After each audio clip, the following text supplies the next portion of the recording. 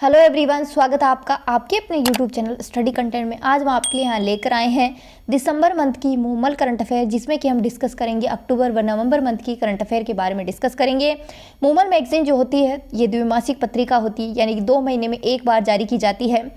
और अगर आप हमारे चैनल पर पहली बार विजिट कर रहे हैं तो चैनल को सब्सक्राइब कर दीजिए और पास में बेल आइकन का बटन है उसे प्रेस कर दीजिए ताकि आने वाली वीडियोज़ की नोटिफिकेशन सबसे पहले आपको प्राप्त हो सके। तो चलिए शुरू करते हैं इस वीडियो को शुरू करने से पहले जो नए स्टूडेंट हैं उनके लिए कि करंट अफेयर को देख कर के डरना नहीं है। मैं जैसा बोल रही हूँ करंट अफेयर में वैसा ही करिए।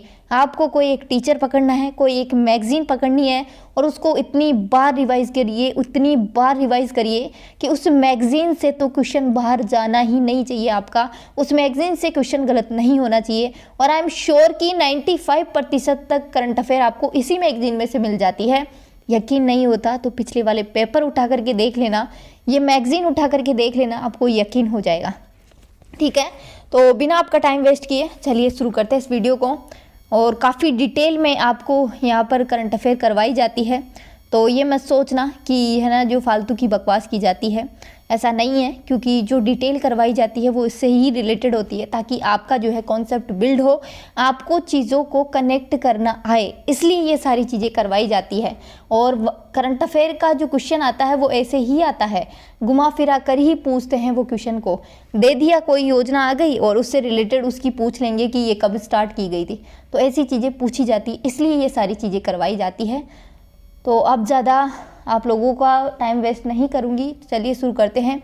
और एक और चीज़, ये अगर किसी ने फिज़िकल रूप में ये वाली मैगज़ीन खरीदी है ना, तो आप इसका ये जो पहला पेज है ना जिसमें 3 नंबर और 4 नंबर वाला, इसको फाड़ करके अपने पास रख लीजिए, क्योंकि ये मैगज़ीन तो पुरानी हो जाएगी, फिर ये आपके किसी काम की नहीं रहेगी। मतलब 6 महीने बाद तो करंट अफेयर वैसे भी यूज़ नहीं आती, आप 6 महीने तक ही याद रखते हो, लेकिन ये वाला जो पेज है ना वो अगले 5 साल तक आपके काम आएगा। ठीक है, क्योंकि राजस्थान में जो चुनाव हैं उनके बारे में इसमें डिटेल दी गई है जो आपके काफ़ी काम की है। हो सकता है कि आप नई बुक खरीद के लाओ तो उसमें मिल जाएगा, लेकिन जिसके पास पुरानी बुक है वो प्लीज़ ऐसा कर लेना। ठीक है, नवंबर 2023 में देश के 5 राज्यों में विधानसभा चुनाव संपन्न हुए। 5 राज्य कौन कौन से हैं? राजस्थान जिसमें 200 विधानसभा की सीटें हैं, मध्य प्रदेश जिसमें 230 विधानसभा की सीटें हैं, छत्तीसगढ़ जहां पर 90 सीटें हैं, तेलंगाना जहां पर 119 सीटें हैं, मिजोरम जहां पर 40 सीटें हैं। और 4 राज्यों की मतगणना 3 दिसंबर 2023 को हुई। मतगणना मतलब मतगणना यानी कि मतों का गिनना। ठीक है, यानी कि मतों को गिना गया था 3 दिसंबर 2023 को। नेक्स्ट इसमें कि चुनाव का परिणाम क्या रहा। ठीक है, तो इसमें राजस्थान में 199 सीटों पर चुनाव हुए, क्योंकि एक सीट पर किसी की मृत्यु हो गई थी, सो उस सीट पर चुनाव नहीं हुआ, उस पर बाद में होगा। और आपकी जो पिछली वाली विधानसभा थी ना 15वीं वाली, उसमें भी ऐसा ही हुआ था, उसमें भी 199 सीटों पर ही चुनाव हुए थे। ऐसा ही कुछ सीन था, वहाँ पर भी किसी की मृत्यु हो गई थी, तो इस वजह से जो है ना उस सीट को बाद में चुनाव करवाया गया था। तो 199 सीटों पर चुनाव हुए, जिसमें से 115 जो सीटें हैं भाजपा की है, कांग्रेस की जो है 69 सीटें हैं और अन्य 15 सीटें हैं। ये सारी चीज़ें आपको याद करनी ही पड़ेगी, कुछ भी मत छोड़ना। मैं ये कहूँ जिनका जनवरी में एग्ज़ाम है वो लोग इस मैगज़ीन को कम से कम 15 बार पढ़ जाना, और इससे जो पिछली वाली मैगज़ीन है अक्टूबर वाली, उसको 3 बार पढ़ जाना, आपका काम हो जाएगा। याद करके जाना, यहाँ से क्वेश्चन श्योर बनेंगे और ऐसे ऐसे क्वेश्चन बनेंगे कि आपको पता ही नहीं चलेगा, क्योंकि ये इतना सारा आंकड़ा दिया है तो आपको याद नहीं रहेगा, इसलिए बोल रही हूँ। और यहीं से क्वेश्चन बनेंगे, काफ़ी सारे क्वेश्चन बनेंगे। करंट अफेयर देखना, आपको काफ़ी सारी देखने को मिलेगी। मध्य प्रदेश में 230 सीटों पर चुनाव है, जिसमें भाजपा 163, कांग्रेस 66 और अन्य 1। भाजपा ने यहाँ पर सत्ता दोहराई है। और छत्तीसगढ़ की बात करें तो 90 सीटों पर चुनाव हुए हैं, जिसमें भाजपा के पास 54 सीटें, कांग्रेस के पास 35 और अन्य 1। भाजपा यहाँ भी सत्ता में वापस लौटी है। तेलंगाना की बात करें तो 119 सीटों पर चुनाव हुए, कांग्रेस की 64 है और BRS की 39, भाजपा की 8 और अन्य 8 है।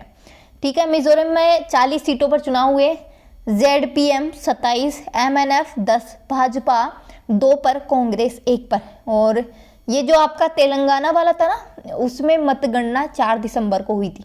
बाकी में जो है 3 दिसंबर को कर लिया गया था वोटों की गिनती, और यहाँ पर जो है 4 दिसंबर को की गई थी। ठीक है। और इसमें कि 16वीं विधानसभा चुनाव 2023, देखिए आपको 15वीं विधानसभा भी मैं यहाँ पर करवाऊंगी, आपको ये वाली चीज़ रट के जानी है, कन्फर्म है, ये पूछी जाएगी। हो सकता है आपको 15वीं और जो 16वीं विधानसभा है उन दोनों को कनेक्ट करके कुछ चीज़ें पूछ ले, तो प्लीज़ इसको याद कर जाना, यहाँ से भी क्वेश्चन बनेंगे। विधानसभा की कुल सीटें 200 हैं, चुनाव 199 पर हुए। अब क्यों हुए, ये इसका रीज़न यहाँ पर है कि गंगानगर की करणपुर सीट पर कांग्रेस प्रत्याशी गुरमीत सिंह कुन्नर की जो है 15 नवंबर 2023 को निधन हो जाने से इस सीट पर चुनाव अब बाद में होंगे। ठीक है, यही सीन 15वीं विधानसभा में हुआ था कुछ। सरकार बनाने के लिए बहुमत का आंकड़ा 199 सीटों पर 100 ही माना जाएगा। मुख्य निर्वाचन अधिकारी वर्तमान में प्रवीण गुप्ता है। राजस्थान में मतदान की तिथि 25 नवंबर 2023। कुल मतदान प्रतिशत 75.45% रहा, पिछली बार से 0.74% अधिक रहा। डाक मतपत्र की बात करें तो 0.83 प्रतिशत मतदान हुआ। शेष जो है 74.62% EVM से हुआ। और इसमें जो है कितने वोट डाले गए हैं, किसके द्वारा डाले गए हैं, तो टोटल वोटों की गिनती करें तो 3,92,11,399 टोटल वोट डाले गए हैं। ठीक है, जो कि कितना प्रतिशत है, 75.23% है। पुरुषों की बात करें तो 2,03,83,757 वोट पुरुषों के द्वारा डाले गए हैं। इसमें पुरुषों का प्रतिशत 74.53% है। महिलाओं की बात करें तो 1,88,27,294 महिलाओं ने वोट डाले हैं। महिलाओं का प्रतिशत की बात करें तो 74.72% महिलाओं ने वोट डाले हैं। थर्ड जेंडर की बात करें तो 348 वोट डले हैं। तो ये सारी चीज़ें आप लोगों को याद करके जानी है।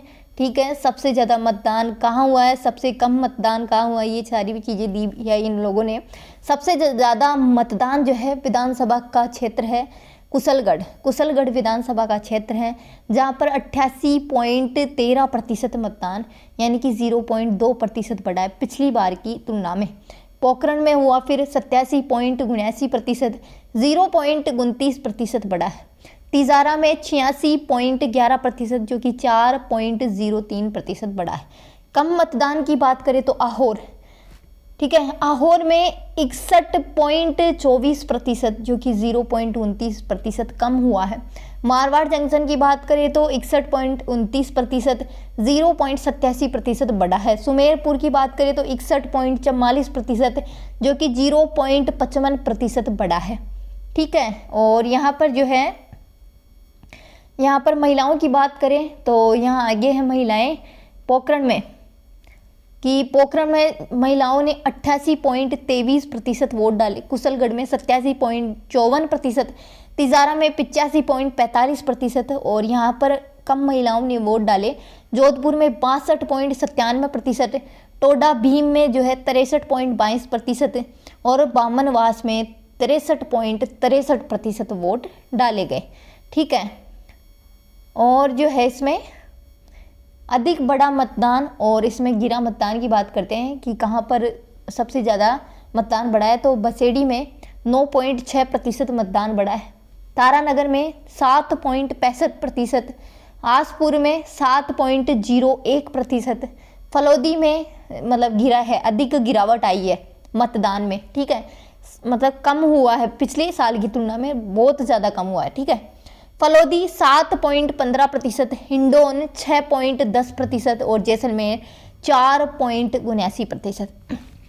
तो इतनी डिटेल तो आपको 16वीं विधानसभा के बारे में याद रखनी है, और 15वीं विधानसभा के बारे में भी कुछ चीज़ें मैं बता रही हूँ, तो उनको जस्ट सुन लीजिएगा, आपका सुना हुआ भी काम आएगा। ठीक है, 15वीं विधानसभा हेतु चुनाव 2018 में संपन्न हुए थे। 2018 में भी यही सीन था कि 199 सीटों पर चुनाव हुए, क्योंकि बसपा प्रत्याशी की मृत्यु होने के कारण रामगढ़ अलवर में चुनाव नहीं हो पाए। 15वीं विधानसभा में कुल मतदान लगभग 74% हुआ था।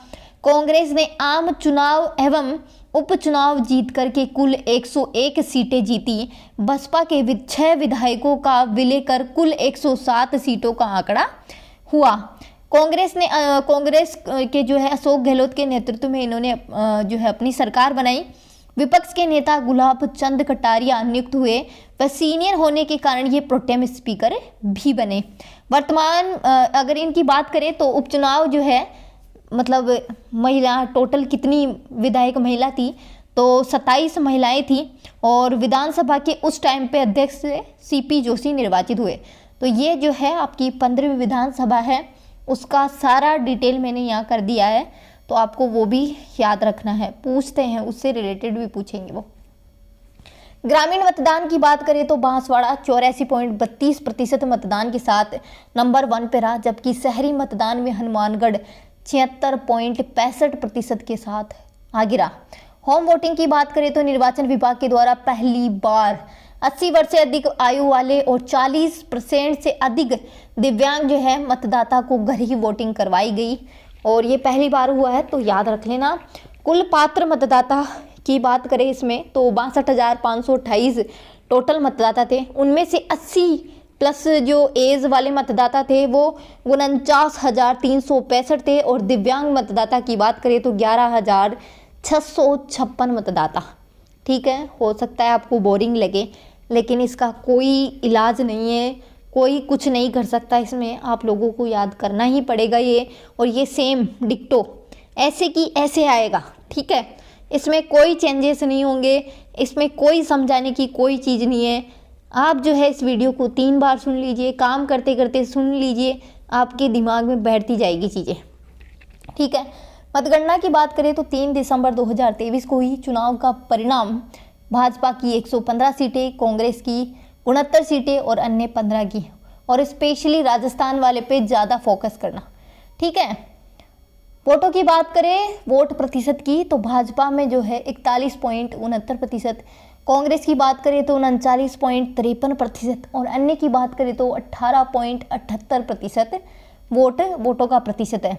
15 जो अन्य निर्दलीय थे उनमें 3 बीएपी के, 2 बीएसपी के, 1 आरडीएल, 1 आरएलडी के, 1 आरएलपी के और 8 निर्दलीय। ठीक है, एक एक चीज़ याद करनी पड़ेगी, इसका कोई तोड़ नहीं है। भाजपा ने 7 सांसद मैदान में उतारे थे, जिसमें से 4 जीते, 3 हार गए। विजयी सांसदों की बात करें तो दिया कुमारी है। दिया कुमारी कहाँ से हैं? विद्याधर नगर जयपुर से हैं दिया कुमारी जी। और राज्यवर्धन सिंह राठौड़ जोटवाड़ा से जयपुर से हैं। बाबा बालकनाथ तिजारा अलवर से, किरोड़ी लाल सवाई माधोपुर से हैं। रालोपा सांसद हनुमान बेनीवाल खीमसर से चुनाव लड़े और जीत गए वो। सबसे बड़ी जीत दिया कुमारी की विद्याधर नगर भाजपा से 71,368 मतों से विजयी रही वो। सबसे छोटी जीत हंसराज पटेल कोटपुतली भाजपा से 321 मतों से विजयी रहे। सबसे युवा विधायक रविंद्र सिंह भाटी 25 वर्ष के हैं, शिव बाड़मेर से निर्दलीय जीते हैं। सबसे उम्र दराज सबसे बड़े विधायक बने हैं दीप चंद्र खेरिया 83 वर्ष के हैं और कांग्रेस किशनगढ़ बास से ये जीते हैं। कुल निर्वाचित महिला विधायक की बात करें तो 20, 9 भाजपा से, 9 कांग्रेस से, 2 अन्य। यहाँ पर भाई रेशो बराबर आया है महिलाओं का, 9 ही भाजपा में, 9 ही कांग्रेस में। ठीक है, 182 टोटल महिलाएं लड़ी है। महिलाओं के बारे में याद करना क्योंकि पूछते हैं कितनी लड़ी थी, ये भी पूछेंगे। 4 महंत बाबा कह सकते हैं, महंत कह सकते हैं, वो भाजपा से जीते हैं। कौन कौन से? बालकनाथ, प्रतापपुरी, ओटाराम देवासी, बालक मुकुंदाचार्य। ठीक है, सबसे वरिष्ठ विधायक कालीचरण सराफ मालवीय नगर 8वीं बार चुनाव जीत कर के विधानसभा पहुंचे हैं। ये 6वीं बार 1993 से जब राजस्थान में सत्ता बारी बारी से कांग्रेस भाजपा ऐसा चल रहा है, तो ये 6ठी बार है। 1993 से ऐसे चल रहा है कि कभी भी एक पार्टी 2 बार नहीं आई।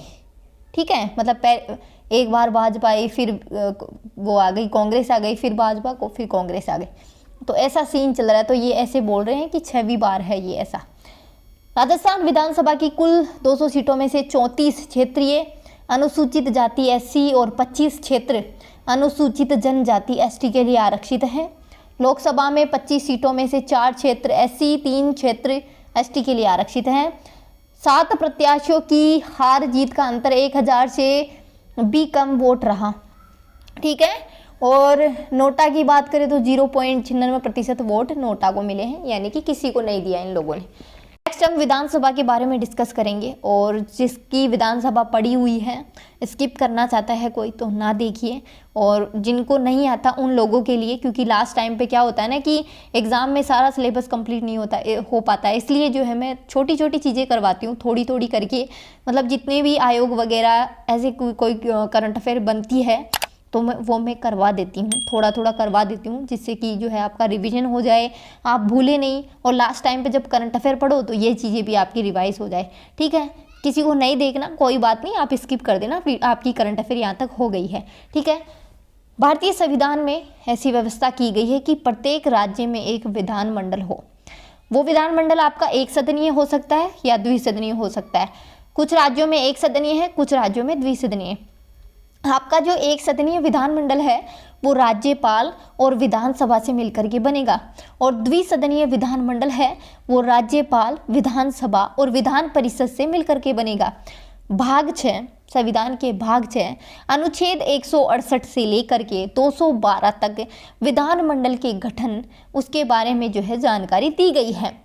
अनुच्छेद 170 में राज्य की विधानसभा में जो है मतलब कितने सदस्य होने चाहिए, तो न्यूनतम 60 सदस्य और अधिकतम 500 सदस्य होने चाहिए। ये अनुच्छेद 170 में कही गई ये बात। राजस्थान में 200 सीटें हैं और यूपी में 403 सीटें हैं, जो कि सर्वाधिक है। 42वां संविधान संशोधन हुआ, उसमें ये कहा गया कि जो विधानसभाएं हैं उनके स्थानों का जो आवंटन है वो हम 1971 की जनगणना के आधार पर कर रहे हैं। 2001 में भी यही जनगणना का आधार रखा गया। ठीक है, फिर 84वां संविधान संशोधन हुआ 2001 में। इसके द्वारा ये व्यवस्था की गई कि जो 1971 की जनगणना थी उसको 2026 तक बढ़ा दिया गया है, यानी कि आपकी जो सीटों की संख्या है या फिर जिस क्राइटेरिया से ये 200 सीटें बनी हैं वो आपकी जो है मतलब जो जिस जनगणना को लेकर के ये 200 सीटें बनी हैं उस क्राइटेरिया को ये 2026 तक बढ़ा रहे हैं। अनुच्छेद 332 में प्रत्येक राज्य में एससी और एसटी के लिए कुछ स्थान आरक्षित किए गए हैं, वो उनकी जनसंख्या के आधार पर किए गए हैं। फिर 104वां संविधान संशोधन होता है 2019 में, और उसी के आधार पर जो है 25 जनवरी 2030 तक उनके उन स्थानों का आरक्षण बढ़ा दिया जाता है, यानी 2030 तक जो है उनकी सीटें आरक्षित रहेगी उनकी जनसंख्या के आधार पर। फिर अनुच्छेद 333 सबको पता है कि आंग्ल भारतीय समुदायों को अगर उचित प्रतिनिधित्व प्राप्त नहीं होता है तो राज्यपाल जो है उस समुदाय के एक सदस्य को विधानसभा में मनोनीत कर सकता है। लेकिन ये पहले था। 104वां संविधान संशोधन जब 2019 हुआ तो इसको समाप्त कर दिया गया। फिर बात करते हैं कि यहाँ पर निर्वाचन होता कैसे है। तो सभी निर्वाचन जो क्षेत्र हैं वो एकल सदस्य हैं।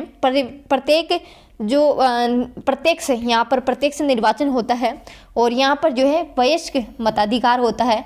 18+ आयु वाले कोई भी है यहाँ पर मतदान कर सकते हैं।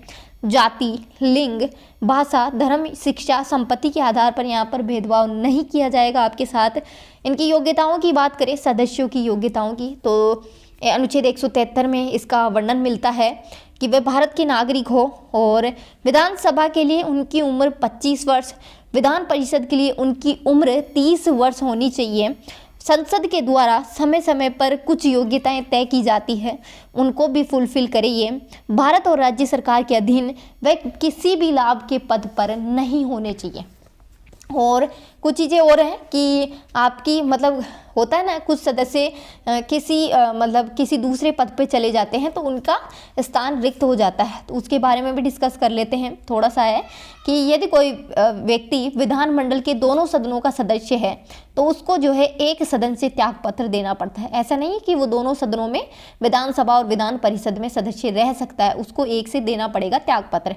यदि कोई व्यक्ति विधानसभा या संसद के किसी सदन का सदस्य है तो उसको भी वहाँ पर भी यही है कि आपको त्यागपत्र देना पड़ेगा। आप एक ही जगह रह सकते हो। विधानसभा का कोई भी सदस्य सदन की अनुमति के बिना विधानमंडल की बैठकों में लगातार 60 दिन तक अनुपस्थित नहीं रह सकता। अगर वो ऐसा करता है तो उनकी जो है सदस्यता का अंत हो जाता है, या फिर वो है ना जो अपना स्थान रिक्त कर देते हैं। सदन का सदस्य बनने के बाद यदि उसमें कोई निर्धारित अयोग्यता पैदा हो जाती है तो भी जो है उनकी सदस्यता रद्द कर दी जाती है। दल बदल का दोषी या सिद्ध होने पर भी जो है उनकी सदस्यता समाप्त कर दी जाती है। न्यायालय द्वारा जो है उनका निर्वाचन अमान्य ठहरा दिया जाए या फिर वो राष्ट्रपति उपराष्ट्रपति नियुक्त हो जाए तो भी जो है उनको जो है अपनी सीट छोड़नी पड़ती है। यदि जो है उनको सदन से निकाल दिया जाए या फिर वह किसी राज्य के राज्यपाल नियुक्त हो जाए तो भी उनको अपनी सीट छोड़नी पड़ती है। और अब उनके मतलब कार्यकाल की बात करें तो विधानसभा एक अस्थायी सदन है, यानी कि उसको विधानसभा को भंग किया जा सकता है। राज्यपाल निश्चित समय से पूर्व भी विधानसभा को भंग कर सकता है। विधानसभा का कार्यकाल प्रथम अधिवेशन के निहित तारीख से 5 वर्ष तक होता है। ठीक है, जब निर्वाचित सदस्य विधानसभा में जाते हैं तो उस तारीख से लेकर के 5 वर्ष तक की आपकी विधानसभा बनती है। आपातकाल की घोषणा जब होती है तो उस समय आप जो है विधानसभा का कार्यकाल बढ़ा सकते हैं, लेकिन एक बार में 1 साल से ज़्यादा नहीं बढ़ा सकते। जैसे ही आपका आपातकाल समाप्त होता है तो इसकी जो बढ़ा हुआ टाइम है वो 6 महीने से अधिक नहीं रह सकता। ठीक है, अधिक से अधिक 6 माह तक रह सकता है आपातकाल के पश्चात। और विधान परिषद का आपका विघटन नहीं होता है, सबको पता है, लेकिन यहाँ पर जो है हर 2 साल में सदस्यों की मतलब समाप्ति हो जाती है और नए सदस्य आपके चुन करके आते हैं। 1/3 सदस्य नए निर्वाचित होते हैं और पुराने जाते जाते हैं, नए आते रहते हैं, हर 2 साल में ऐसा होता है। अधिवेशन की बात करें, ये इम्पोर्टेंट, यहाँ से क्वेश्चन बनता है कि विधानसभा का जो सत्र है राज्यपाल के द्वारा बुलाया जाता है, उसी के द्वारा इसको जो है विघटन भी किया जाता है, इसी के द्वारा समाप्त भी किया जाता है। विधानसभा का अधिवेशन 1 वर्ष में 2 बार बुलाना अनिवार्य होता है और दोनों के मध्य लगभग 6 महीने से अधिक का अंतर नहीं होना चाहिए। नवनिर्वाचित विधानसभा के प्रथम सत्र को और प्रत्येक वर्ष के प्रथम सत्र को राज्यपाल जो है विधानसभा को संबोधित करता है। ठीक है, राज्यपाल राज्य की विधानसभा को संबोधित करता है। तो इतनी सारी चीज़ें आपको याद करनी पड़ेगी क्योंकि ये सारी चीज़ें पूछी जाएंगी। काफ़ी सारी और है, अनुच्छेद भी है, लेकिन वो मैं आपको नहीं करवाऊंगी क्योंकि वो बोरिंग हो जाएगा आप लोगों के लिए। ठीक है, वो हो सकेगा तो मैं कम्युनिटी पेज पे डाल दूंगी, वहाँ जा कर के देख लेना, आप पोस्ट कर दूंगी मैं। ठीक है, फिर इसमें जो है इसका थोड़ा सा इतिहास है वो जान लीजिएगा।